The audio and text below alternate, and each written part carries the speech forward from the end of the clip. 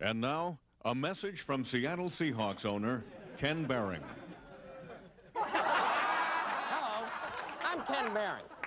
Over the last couple of days, the media has turned me into some type of monster just because I don't want my team to get hurt when the Kingdome collapses in a big earthquake. They say I'm using that as an excuse, but I'm not. I'm so scared when I go into that building that I tiptoe around in it. Now, did you know that it's made of concrete, the weakest material known to man? And if Governor Lowry wants to fight me over it, come on, let's fight. I'm not afraid of you, even though I hear you're pretty good with your hands. So just try and stop me, Seattle. I've got 2 U-Hauls warming up outside of Kirkland. One for the equipment and one for the seagulls. That's right, I'm taking the seagulls, and there's nothing you can do about it. So just, oh my God, earthquake! Oh, you were just shaking the camera. Very funny. You Seattle folks are a laugh riot.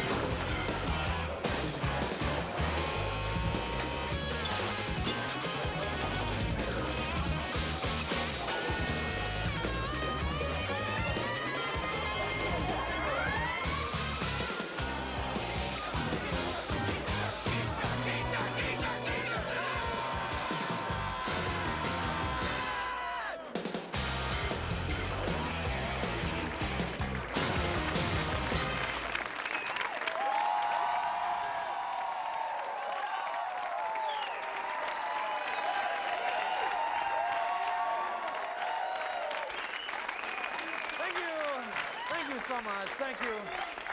Thank you. Thank you very much. Well, there's some interesting news this week, isn't there? I just want to right now, let's just recap the last year in Seattle sports. Okay, the Mariners said that they were going to leave unless we built them a new stadium. So we put it to a vote. The people said no, and now we're going to build a new stadium. Then Ken Griffey said he's going to leave because he doesn't like the rain, so now he's going to get paid as much as it cost originally to build the Kingdome. They're going to give him that much. Ken Behring doesn't want the Seahawks to play in the Kingdome because he's afraid of earthquake damage, so he's going to move the team to the center of the San Andreas Fault. Now there. Did I miss anything? Does that just sort of bring us all up to date here? Very interesting town, isn't it? Okay. Now the Seahawks management say that they'll be playing in Los Angeles next year. A lot of people are asking if they will keep the same name. Actually, no, they won't. They'll be changing their name from the Seattle Seahawks to the LA Liars. That's it.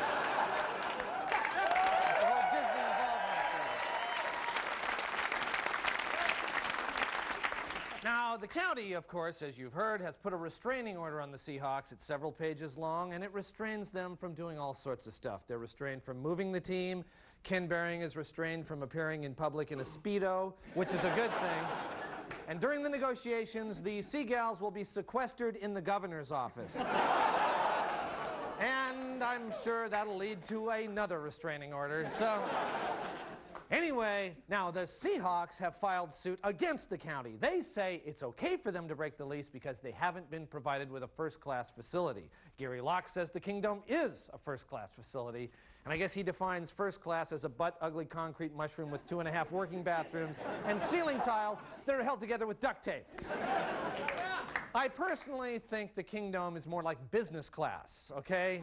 Not first class, not coach, it's business class. If they want to upgrade it to first class, I think everyone should be given a warm, moist towel after their king dogs. That, to me, that brings it up there. Now, during the press conference yesterday, after all the bad news came out, if you watched this, you heard a voice, someone in the audience said, "Have you talked to Paul Allen about this?" Paul Allen being the second richest man around here. No one bothers asking Bill Gates. It's like, don't ask Dad, ask Mom. Don't do it. We all know how the game is played. Gates never buys us anything cool. Paul Allen, he buys sports teams, Hendricks museums, parks. And now the way it works around here is that whenever we need some money for something, our government leaders go over to the big house on Mercer Island, and they go, Paul, could we like have $100 million? Just, you know, it's just for this one thing, you know, I mean, we promise we won't ask you, I promise we can't, okay, good, all right, yeah, that's like that. Actually, I think it's time for the Nordstroms to take back their biggest return ever. I believe, they sold it, they can take it back. You can take anything back to the Nordstroms, as we know. He comes in, yes, Mr. Bering, you found that Seattle was not a good fit for you. It does look like you've run this team into the ground, but that's okay. We can't give you your money back, but we'll give you some store credit in the men's big and short department. Interesting week, folks, interesting week. Anyway, it looks like they're going to fight it out in court, and if you ever find yourself in court and you need some loyal and tough legal help, try calling these guys. Do you need legal advice but feel you can't afford it? Well, worry no more, because now you can consult one of our lawyers for just $5. That's right, $5. How can we do this? Easy. All of our lawyers are dogs. What better ally can you have in a court of law than man's best friend? Now you're probably wondering, how effective can a dog be as a lawyer? The answer is plenty. Take a look at this. So, you admit that you committed this horrible crime? Yes, I did it. No further questions. You're a witness. Counsel?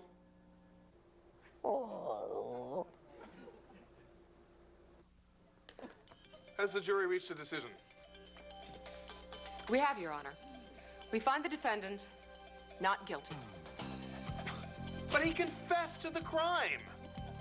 We know, Your Honor. It's just that his attorney's so darn cute. You're so cute. Yes, you are, you little spice face, you. Yes, you are. Very well. The defendant is free to go. Good boy. Good boy. So make your legal dreams come true. The next time you're in a jam, come see us here at the Canine Legal Clinic. Okay, counselor, who wants a biscuit? You're a good lawyer, yes you are. All right, stay with us. We've got a great show, and we'll be right back.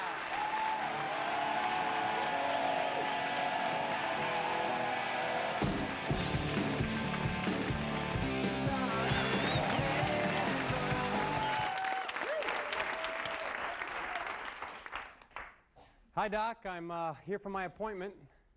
Oh, hi, Earl. Come on in and sit down there. Let's get started. How'd your week go? Well, pretty good, except Sandy and I had an argument again. Well, I know it. I've been counseling you for 3 weeks now, and you're still screwed up. Or what has it been, 3 months? It doesn't matter. I've had no effect. Doc, that's not true, okay? Yeah, at least you have a girlfriend, Earl. Women don't even find me desirable. I repulse them. Doc, you know that's not true. Yeah, watch this. Hey, honey, how's it going? Pervert! There, you see? That's pretty typical. Okay, well, look, I've been thinking about it, and I think the problem that Sandy and I are having is that we don't communicate very well. Well, of course that's the problem, because I haven't helped you learn how to communicate. Okay. What about your mother? She's fine. Oh, come on. Okay, we're not talking right now, actually. Yeah, no, that figures too. You know why? Because I am a sham. I don't have any idea what I'm even doing. Doc, yeah, you know what you were saying last week about the Oedipus complex? You know, I think you're really onto something there. Come on, Earl, I don't even know what that means. I didn't study in grad school. I cheated on all my exams because my father wanted me to be a doctor. And that's the last thing I wanted to do, Earl. But no, Daddy's boy was going to be a famous doctor like him. You know what I wanted to be, Earl? What? I wanted to be a dancer, Earl. I wanted to dance. You can't really tell from that right there, but I was really good. But damn it, no, my daddy wanted me to be a doctor, so I became a doctor, and I'm a lousy doctor, and all my patients hate me. No, they don't. Yes, they do. No, they don't. Yes, they do. And you know something, Earl? They would be better off if I just got rid of myself, and that's what I'm going to do. Doc, you got to get a hold of yourself here. Earl, why don't you be honest? We have been counseling for 3 months. You're a bigger goof and more depressed than you ever were, and it's all my fault. And I'm going to end it right now. Doc, you know, I've been thinking about it, and I'm feeling a lot better. I'm feeling a lot better, and I think that Sandy and I will do a lot better if I just listen to her a little bit. You're just saying that so I won't do this. No, and my mom, if I just go over to her house for dinner a couple of times a week, then we won't let our problems build up, okay? Really? Yeah. Now, you're not just saying that. No, honest. Okay. And you're going to tell your mother that you love her, right? Oh, I don't know about that, Okay, Doc. fine, then I'll just go right ahead. No, okay, Doc, I'll tell her that I love her, okay? I'll tell her that. Please get down. All right. Well, my golly, we're out of time here, Earl. I guess I'll see you next week, huh? Okay. Tuesday at 4. Yeah, of course. Right here. Okay. Hey, Earl. Yeah? I'm not a bad doctor, am I? No, you're a great doctor. Thanks, Earl. See ya. Thanks, Earl. Okay. Miss Johnson, who's my next patient? Mrs. Walters. Okay, I'm going to need a pair of rubber gloves, a chiffon sweater, a quart of cottage cheese, and a revolver.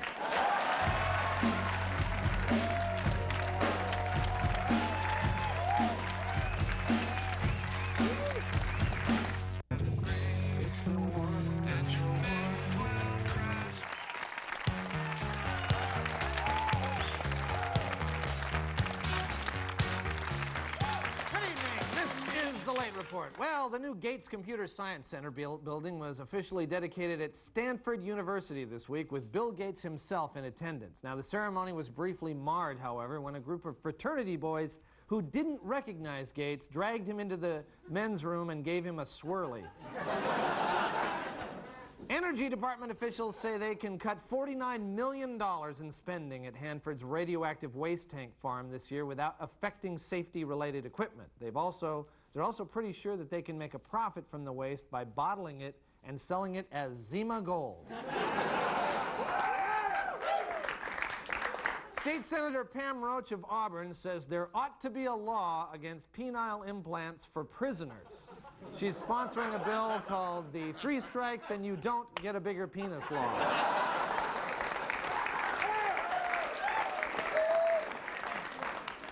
Ken Griffey's $34 million contract makes him the highest paid player in the history of baseball. Now, in addition to the money, Griffey's contract also states that he gets Lou Pinella's copy of GQ when Pinella is finished with it, and that Joey Cora will come by the house once a week to mow the lawn.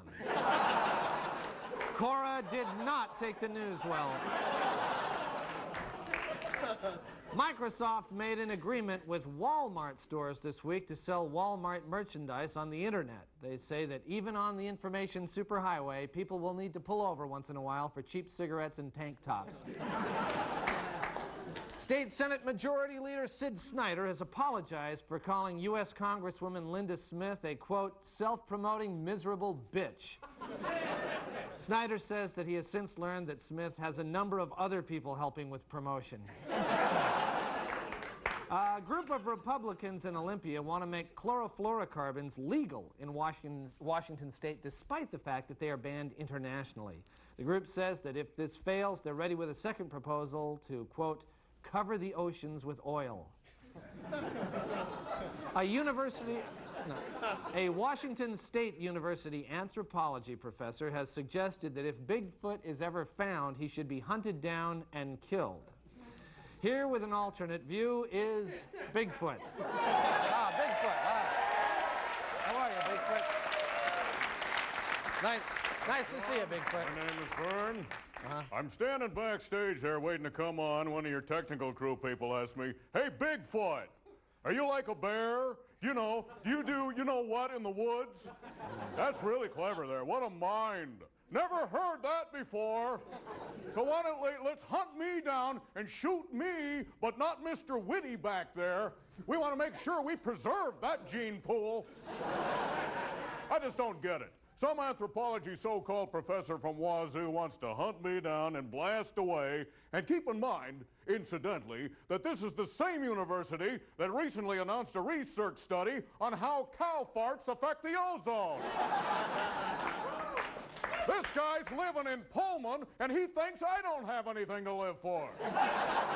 Now, I could understand it if maybe at some time I had said, hey, I got an idea. Why don't we hunt down and kill anthropology professors? But I never said that. You know, there is just so much hurtful stuff out there that's being perpetuated, like eyewitnesses always talking about my so-called overwhelmingly putrid odor. Now, you tell me, John, and be honest here. Do I smell bad?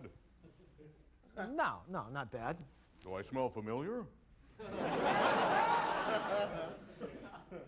Well, what is that, Old Spice? Yeah, I make an effort, see? And you know, the other thing, of course, is the name, Bigfoot. Now, that's just plain mean. If I wore shoes, I'd probably take an 11 and a half. Now, that's not exactly a Bigfoot, is it? Hey, Bigfoot, that's really fascinating, but could we move this along, please? Yeah, okay. I just wanted to say one more thing. Look, Professor Small Nards, I'm not Bigfoot. I'm a Sasquatch with feelings who really doesn't look all that different from a Wazoo freshman after his first kegger when you get right down to it. So please, don't hunt me down and kill me. Thank you very kindly. All right.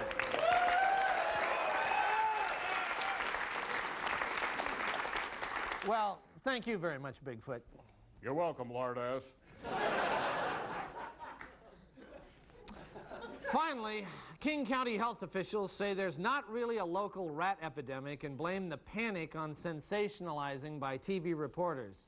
So repeating that story, people on TV are just imagining the complete infestation of large killer sewer rats coming up in your toilet and biting you on the butt. This has been a late report. Don't go away because unlike the Seahawks, we're coming right back.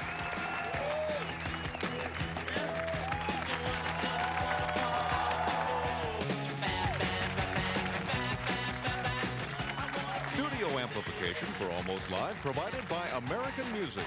Now open in Tacoma.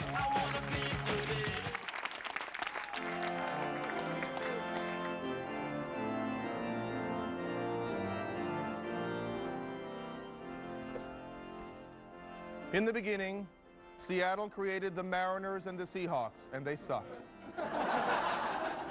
They played in a building of stone, and the rains came, and the rains leaked through the stone, and that sucked. But then the Mariners begat Johnson and Martinez and Griffey, and they were good. Damn good. And still the Seahawks sucked, but they obeyed the law, and the law said, thou shalt stay in the building of stone until the year 2005. And the law was good. The building of stone was repaired, and the Mariners, like a young David with Goliath, began to smite their foes. First fell the Angels, then the Yankees, then the Indians smote the Mariners, but still, it was a pretty good year. And the people rejoiced and cried out, let us build a great new open-air building for the Mariners. Then the costs were tallied, and the people said, you know, let's not. And then, though the people's voices had been heard, a new building was planned. And the people were confused, but hoped it would all work out somehow. And Griffey, who was good, damn good, said unto the Mariners, I'm leaving. And the Mariners said unto Griffey, here are many bags of gold. And Griffey replied, I'll stick around a while. And it was good. Expensive, but good. And still the Seahawks sucked. But the Seahawks had a powerful leader from California, a large man with heavy jowls. And the man defied the law and said unto the people, screw you, it's my ball and I'm going home. And lo, the wrath of Locke and Lowry fell upon the man, and a restraining order was issued. And a great darkness descended on the land, and people were verily pissed off. For although the Seahawks did suck, they sucked in Seattle. And in Seattle they should remain. Here endeth the lesson.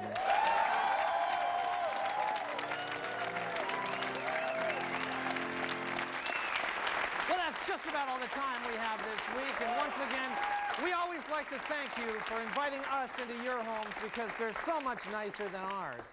And I guess just in this crazy week, I think we all are wondering, you know, just why is it that the sports franchises in this country aren't awarded to the cities? Why can't the cities have them instead of these crazy, greedy, rich egomaniacs? But they aren't, and that's just the way it is. And we hope this all works, you know, itself out. And what the hell? We'll see you next week. Goodbye.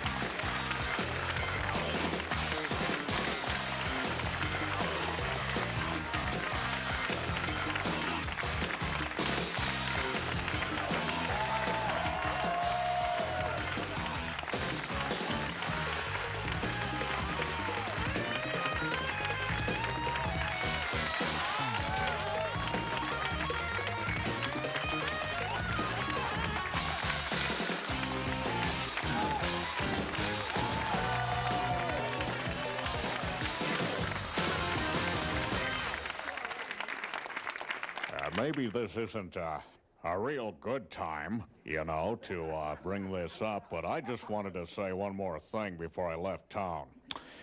I don't know how many of you folks have ever seen the Pasadena Rose Bowl facility, but there are an awful lot of seats in there. And boy, we could sure use your help in filling them. We're going to keep ticket prices very competitive, and I understand that there are some airlines that have some real good deals sometimes down here to Southern California. And we hope you'll still think of us as your football team, even though, of course, it isn't.